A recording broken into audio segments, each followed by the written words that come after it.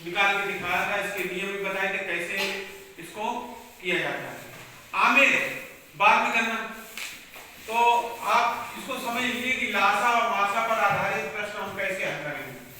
जैसे ये अगला हमारा सवाल था, ये 14 और 21, इसमें ये पूछा गया है कि 14 और 21 का लासा कितना होगा, 14 और 21 का मासा कितना होगा। तो सबसे पहला काम हमारा ये, हम पहले इसको लासा को ज्ञात करेंगे, यानी लघुत्तम समापन जिसे बोलते हैं। तो हमने लासा को जब ज्ञात किया तो सबसे छोटी संख्या हमने जो है उससे, वैसे तो 1 होती है लेकिन हम यहाँ से 2 से इसको स्टार्ट करते हैं। तो 2 से हमने किया, 2 सत्ते 14 और ये 21 नहीं कट रहा है, इसको ऐसे उतार दिया। फिर हमने 3 से इसको किया, फिर 7 से, अंत में ये 1 1 आ गया। अब हम क्या करेंगे, इन संख्याओं जो अभाज्य गुणनखंड होते हैं उनके आपस में, उनको आपस में क्या कर देंगे, गुणा कर देंगे। तो गुणा किया तो 2 3 6, 6 सत्ते 42 आ गया, यानी जो हमारा लासा निकल रहा है वो 42 निकल रहा है। ठीक है। और इसी तरीके से हमने अब मासा निकाला है, तो मासा में क्या होता है, जो हमारी छोटी संख्या है उससे हम भाग देते हैं 21 में। तो ये पहले 21 एक बार गया, फिर ये यहाँ पे 7 आ गया, फिर 14 उतार दिया इधर, तो 7 दूनी 14। तो अंतिम संख्या जो इसने इसको काटा है वो है 7। तो जो आगे में संख्या, जो इस संख्या को काट देगी वही हमारा मासा होता है, जिसको महत्तम समापवर्तक कहते हैं या एचसीएफ कहते हैं, या इसको एलसीएम कहते हैं।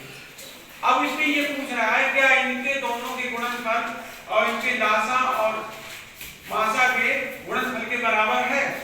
तो आप क्या करेंगे, 14 और 21 में गुणा कर लेंगे, फिर जो मासा आया है और लासा आया उसको आपस में गुणा कर लेंगे। तो यहाँ हमने करके देखा दोनों तरफ इक्वल आया, इसका गुणनफल 294, इसका भी गुणनफल 294, इसका मतलब ये सही है। इसी तरीके से दूसरा हमने सवाल आपको हल करवाया था, ये इसी तरीके से ये लगेगा।